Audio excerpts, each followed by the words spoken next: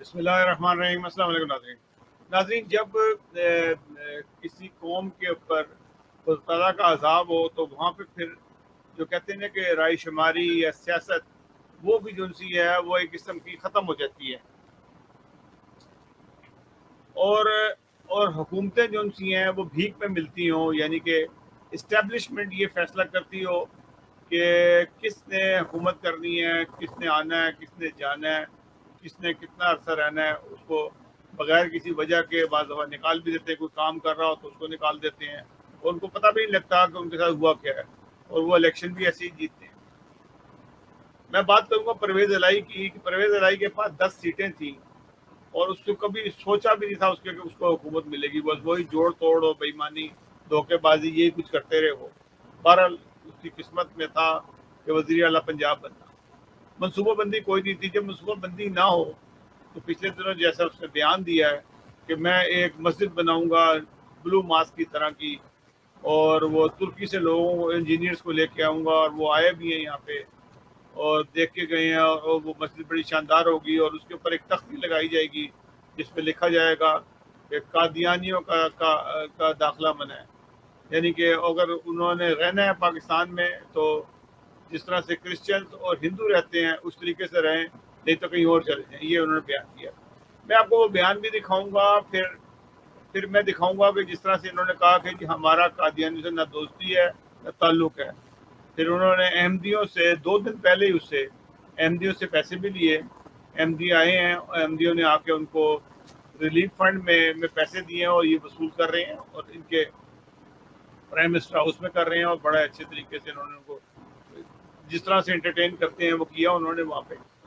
اور پھر اس کے بعد میں آپ کو سناؤں گا حضرت امام جماعت احمدیہ حضرت مرزا طاہر احمد رحم اللہ نے آنے والے وقت میں اس قسم کے فرعونوں اور شیطانوں کے لیے کیا کہا تھا۔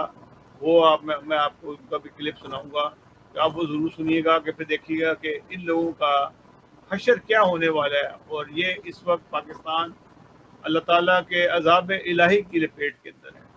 اس میں کوئی شک نہیں ہے کہ ان کے اوپر عذاب جو ہے وہ آیا، مسلسل آ رہا ہے، اور یہ عذاب جو ہے 53 سے شروع ہوا تھا لیکن اس وقت ہلکا تھا۔ پھر اس کے بعد 74 کے بعد انہوں نے عذاب الہی کو دعوت دے دی، اور پھر آپ دیکھیں کہ پاکستان کا حشر کیا ہوتا رہا۔ پھر اس کے بعد ضیاء الحق نے جو قوانین بنائے، کالے قانون بنائے، جو اس کو دنیا کے اندر اس کو کالا قانون کے ساتھ رکھا جاتا ہے۔ اس کے بعد پاکستان کا جو گراف نیچے گرنا شروع ہوا، وہ آج اتنا گر رہا ہے کہ بس پاکستان کو نہ ہر وقت ٹھوکریں لگیں گی۔ پاکستان تباہ نہیں ہوگا لیکن اس کو اتنے برے جھٹکے لگیں گے، یہ جتنے جھٹکے لگ رہے ہیں اس وقت، یہ ہر وقت جھٹکے لگیں گے۔ اور لوٹ مار کرنے والے جس طرح سے آج آپ دیکھ رہے ہیں کہ مریم آزاد ہو گئی، سانپوں کے سامنے فراڈ کی، بے ایمان کی، آزاد ہو گئی، عدالتیں جیسی فیصلہ کریں گی، یہ قیامت کی نشانی ہے، اور یہ خدا کا عذاب ہے اس قوم کے اوپر، کیونکہ قوم ہی ان جیسے لوگوں کو لے کے آتی ہے۔ ناظرین، پہلے میں آپ کو پرویز الہی کا وہ کلپ دکھاتا ہوں جو اس نے جماعت احمدیہ کے بارے میں بولا۔ بنا رہے ہیں، لیکن صرف وہ باہر لکھا ہوگا کہ قادیانی یہاں اندر نہیں آ سکتے۔ جو بندہ ختم نبوت پر یقین نہیں کرتا، اس سے نہ کوئی دوستی ہے، اس سے نہ کوئی لگاؤ ہے۔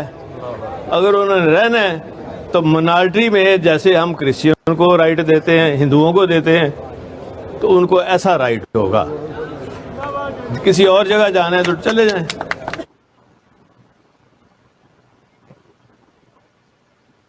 جی ناظرین، یہ پرویز الہی نے کہا جی کسی اور جگہ جانے چلے جائیں۔ آپ کو میں ایک اور کلپ دکھاتا ہوں۔ یہ وہ کلپ ہے، یہ ایک پاکستان کینیڈا سے ایک وفد گیا تھا پاکستان،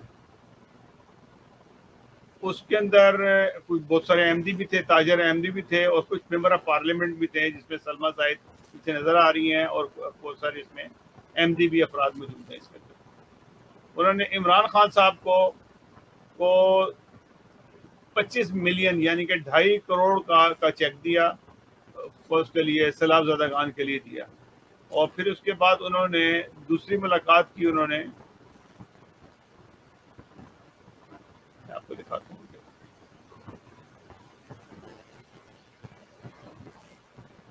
یہ دوسری ملاقات جو سی تھی انہوں نے پرویز الہی سے کی.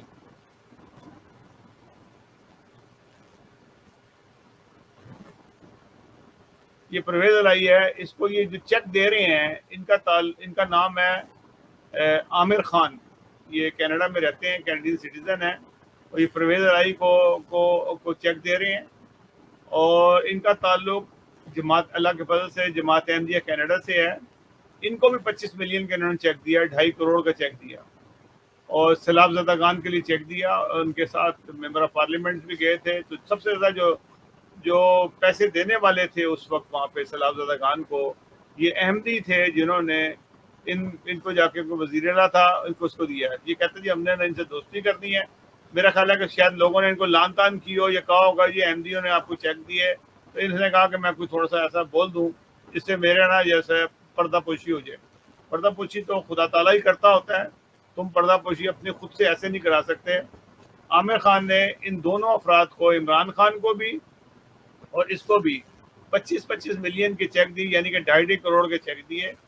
اور یہ کہتا ہے جی ہمارا ان سے تعلق کوئی نہیں ہے. تو یہ تعلق میں نے آپ کو بتا دیا کہ یہ جھوٹے شخص نے انتہا کا جھوٹ بولا کہ جی میرا تعلق نہیں ہے, اور یہ احمدیوں کا قادیانیوں کا مسجد میں آنا منع ہے.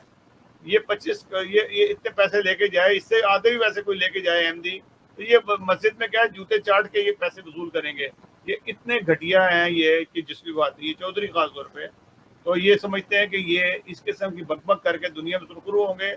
دنیا میں جہاں پہ بھی ہیومن رائٹس کے اندر ان کی بات جاری ہے, ابھی ہر جگہ سے بات اٹھے گی کہ جو ایک عام مولوی اگر بولتا تو وہ کچھ اور بات تھی, لیکن اس شخص نے انہیں وزیر اعلیٰ کی سیٹ پہ بیٹھ کے جس کے نیچے 12 کروڑ لوگ موجود ہیں ان کے متعلق یہ اس نے حرکت کی, تو وہ جو ان سی ہے وہ ایک معنی رکھتی ہے کہ اس شخص نے کس طریقے سے یہ حرکت کر کے اور دنیا کو بتایا کہ پاکستان ایک تنگ نظر ملک ہے جہاں پہ ہم اپنی منارٹیز کے ساتھ اپنے کم افراد جو رہتے ہیں ان کے ساتھ کیا سلوک کرتے ہیں. کیونکہ مسجد خدا تعالیٰ کا گھر ہوتا ہے, اور اس مسجد میں ہر انسان کو جانے کی اجازت ہونی چاہیے, اور ہے خدا تعالیٰ نے اجازت دی ہے اور ہے اجازت. کوئی شخص مسجد میں جانے سے کسی کو نہیں روک سکتا. اگر وہ نماز کی نیت سے جاتا ہے, نماز پڑھتا ہے اور واپس آتا ہے تو اس کو کوئی روکنے والا کوئی نہیں ہے. ہاں تقریب کاروں کو آپ روکو, تقریب کار تو مسجد میں اڑاتے رہے ہیں. تو بہرحال یہ ایک بات تھی. پھر اس کے بعد میں آپ کو ایک کلپ دکھاؤں گا. وہ کلپ امام جماعت احمدیہ حضرت مرزا طاہر احمد نے اس قسم کے لوگ جو اکثر بولتے تھے ان کے بارے میں کیا کہا, ناظرین ملاحظہ کیجیے گا. تو تمہارا علاج تو آسان ہے, تم تو ہمارے قبضہ قدرت میں ہو. لَنُخْرِجَنَّكُم مِّنْ أَرْضِنَا, ہم تمہیں اپنے وطن سے نکال دیں گے. گویا کہ ان کو وطنیت کے حق سے ہی محروم کر دیا. جس زمین میں وہ پلے, جس زمین کا انہوں نے پانی پیا, اس زمین سے رزق حاصل کیا, اسی شہر اسی جگہ کے متوطن تھے وہ لوگ. لیکن تکبر کی انتہا کر دیتی ہے مقابل پر قوم, کہتی ہے ہمارا ملک ہے تمہارا تو نہیں, اور ہم اختیار رکھتے ہیں کہ تمہیں زمین سے نکال دیں. اس کا کوئی جواب وہ نہیں دیتے, خاموشی اختیار کرتے ہیں. اور پیشتر اس کے کہ وہ جواب دیں, اللہ تعالیٰ آسمان سے ان پر وہی نازل فرماتا ہے, لَنُهْلِكَنَّ الظَّالِمِينَ, تمہیں ہرگز کسی معاملے میں دخل کی ضرورت نہیں ہے, کوئی ہاتھ ہلانے کی ضرورت نہیں ہے. ہم ہلاک کریں گے ظالموں کو, ہم ہلاک کریں گے ظالموں.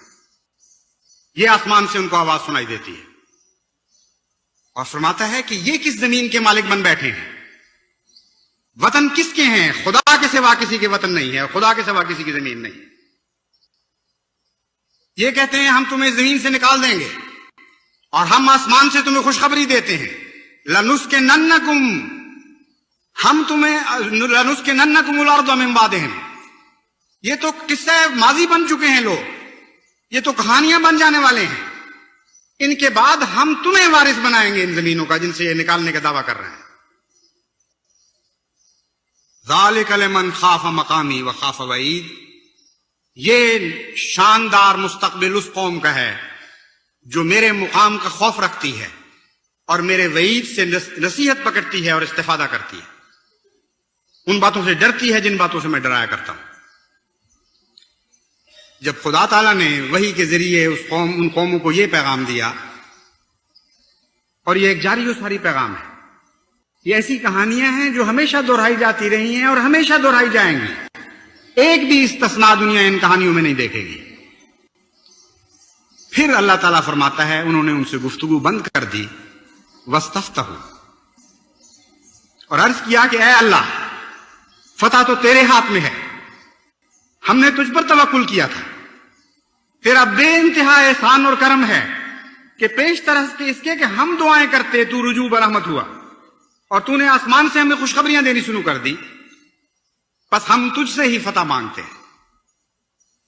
یہ کہتے ہوئے انہوں نے اپنے رب سے فتح مانگی، وَخَابَ كُلُّ جَبَّارٍ عَنِيدٍ، اور ہر وہ شخص جس نے تکبر اختیار کیا تھا اور جبر اختیار کیا تھا، ہر سرکش اور حق کا دشمن ناکام و نامراد رہا۔ یہ وہ قرآن کریم کے طرز بیان ہے جس کا میں نے ذکر کیا تھا۔ کتنا حیرت انگیز نصیحت کا طریق ہے، کیسا پیارا انداز ہے، اور کتنا یقین سے پر ہے، کتنا قطعی ہے، اٹل ہے۔ اس تقدیر میں جو خدا نے بیان کی ہے کوئی تبدیلی نہیں ہوئی اور کوئی تبدیلی نہیں ہو سکتی۔ بس وہ لوگ جو ہمیشہ خدا کے نام پر کھڑے ہوں گے، ان کے لیے ان رستوں کے سوا اور کوئی رستہ نہیں ہے۔ لازماً صبر کرنا پڑے گا، اور لازماً دکھوں کو خدا کی خاطر برداشت کرنا ہوگا، اور استقامت دکھانی ہوگی،